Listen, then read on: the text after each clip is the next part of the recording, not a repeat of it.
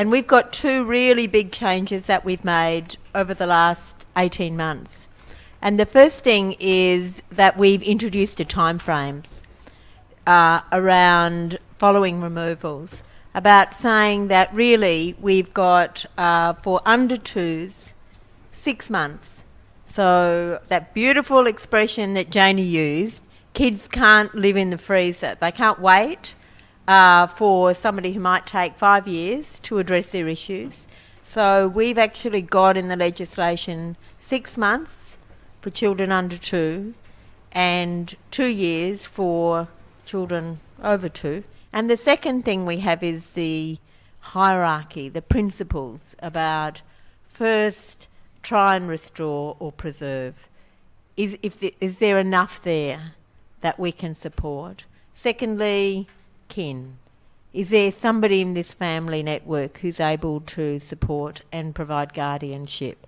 So the guardianship is our legal orders for long-term legal orders. And if those don't work, then this child deserves the right to have a permanent home. The third thing we should be trying, the next thing we should be trying is adoption. And we need to challenge each other on that and say, have you tried adoption? Have you thought about adoption? You know, we need to do a lot more work, but we need to implement the changes we've already got, allowing us, sitting on the table, allowing us to take advantage and make a fantastic difference for these kids that cannot live at home safely or can't live with other family members. It's really fantastic for me as a researcher to actually be integrated into the department. I think that, and Janie touched on this as well in her presentation, you know, I think we don't realise how privileged a position we're in here in New South Wales, that we work in an agency and in a bureaucracy that values research, and it's important for us. When we think about delivering ethical services to children, we have to be reflecting on the evidence base. It's our obligation as practitioners to ensure that the work that we're doing delivers good outcomes for children, and part of that is about looking at evidence. And I was funded to do a study looking at adoption from care in international settings. And I just wanted to touch briefly on a couple of the key points that I drew from that. So I was fortunate I was able to travel to Finland, Sweden, Norway, the UK, so I went to Britain as well as Scotland, Ireland, North and South, and then to Spain, and then back through Malaysia, because there was a child protection conference there where I was able to talk about some of my preliminary findings, and then home. And so some of the main things that stood out for me, I guess one of the primary issues that I saw across the board was the different approaches to child protection and to the use of adoption from care. And we see that within Australia as well. We see different states having different practice and legislation. And I think that really speaks to my first point about evidence-based practice. When we have an evidence base that we're practicing from, we know what yields good outcomes for kids. We don't need to have vastly different practices between different jurisdictions. And I think that's something for us to reflect on as practitioners. Alongside that, one of the differences that I noticed within our system that I think we deserve some credit for, and Janie also touched on this, is about the openness in our model. When we talk about openness in adoption, in many other settings, what they're referencing when they say that they have open adoptions is actually, for instance, in Great Britain, I went and sat in a child protection or local authority, and they were talking about, I was talking to the post-adoption support group, and they were saying, well, you know, we have open adoptions, they'll do 1 or 2 letter exchanges a year. That's so very different from our model, and I think that we really need to recognise that our approach to openness is much more relationships focused than other settings, and it's important to acknowledge that that takes a high level of casework, and you should all be applauded, all of you in the room who facilitate those relationships. You're doing great work in that space and leading the way. And the other thing that I noticed as I was going across, which I think is something that we could learn from and may actually be touched on in some of our other panel presenters, such as Mick, who's sitting beside me, is around the collaboration in making permanency decisions. So many other districts and jurisdictions have models where they have, for instance, in the UK, they have panels, and all children who are coming in on long-term orders where they're debating around permanency decisions go through a panel process. Normally they have independent voices in that panel as well, who review cases and look caseworkers, I've got to be honest, the social workers didn't always like it.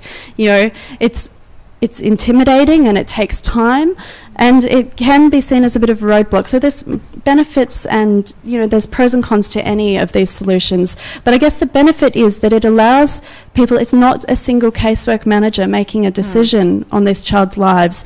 The risk is shared and the evaluations are shared, and it then enables good decision making for children. In the area of restoration casework, which is a critical first block on the road to an out-of-home care adoption.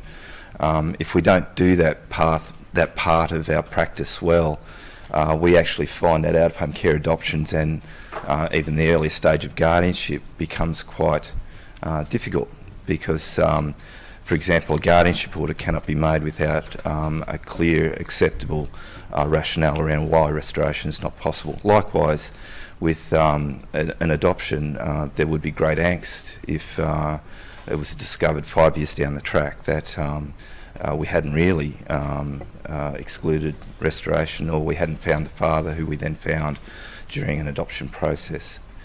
Now that doesn't mean that in that late context we may not still end up with an adoption outcome, but sometimes that would be a very sad outcome for us if it was built on missed practice elements that we could have done better earlier. So how do we do those earlier stages better? I suppose it is around a culture of focus on the child, because it is often very distracting, particularly for community services caseworkers in the court phase, of having to justify our actions, when at the same time critical things like family finding and relative care assessments can and should be being undertaken. So it's about how do we do multiple things at the same time. In a context where we have cases allocated to one caseworker and they have to do the lot, things aren't going to happen. And in the out-of-home care adoption context, when things don't happen now, maybe they won't happen later either. So it's about looking at the issues and the demands more broadly, looking at how can we as a team take responsibility for the outcomes that this child and family needs. How can we partner, how can we team with other team members, other specialists within our organisation to deliver the result on time. The other thing I suppose Melissa and Tracy did want me to talk about was the concept of permanency panels, which Northern New South Wales in community services have introduced, which is basically a concept that 28 days after the removal of a child, we will touch base with the casework team to check have they identified family, do we have a pretty full genogram, what relative care options might we have, what are we thinking about realistic possibility of restoration, and if not that, where else might we go? So it's not a fully formed idea yet, but it promises to be a forum where we can bring cases back to monitor where are we going, where are we up to, are we on the road to out-of-home care adoption, and if so, what next steps do we need to put into that process? In 2012, another interesting piece of evidence came to light. We had some social work students with us, and they completed a research project looking specifically at how long it was taking to achieve adoption for children in our program. One of the key findings of that research was, and this is something really important to consider, is that the most significant factor that came out of that research was that the younger the child was at the time of referral, it was much quicker to be able to complete an adoption application and achieve an adoption outcome. Actually, for children who were aged under 1, it was taking 40% less time to finalise an adoption when compared to children who are older. So we believe that our capacity to achieve timely adoption has been enabled by delegation of PR to the agency, our focus on being able to look at referrals for those very young children who need permanent placement, a family for life and not carers, the establishment of very specialised adoption teams, and as well as our in-house legal support and our external legal support. We have a very close working relationship with Fax Legal and also our Crown Solicitor's Office.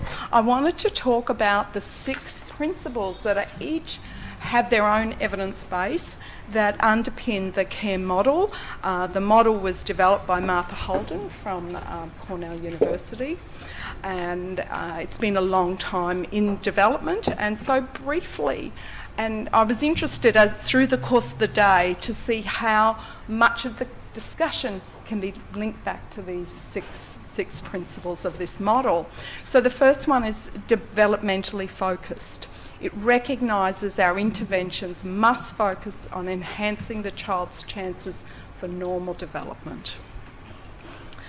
The second principle is about family involvement, and that the family of every child in care is an irremovable part of the child's life, irrespective of circumstances, and that birth families will always have a biological and emotional connection with their child. And I think that principle fits so well with the principle of openness that you're adopting here. Relationship based, so that's one of the influences for us as an agency to adopt this model, is that's a core value that Life Without Barriers holds.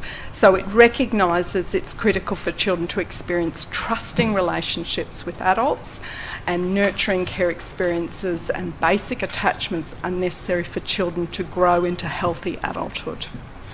Competence-centred, that competence is the combination of skills, knowledge and attitude that each child needs to negotiate effectively with everyday life. So helping children achieve personal goals, increasing their motivation to learn new skills. There's a lot of what we've heard about today.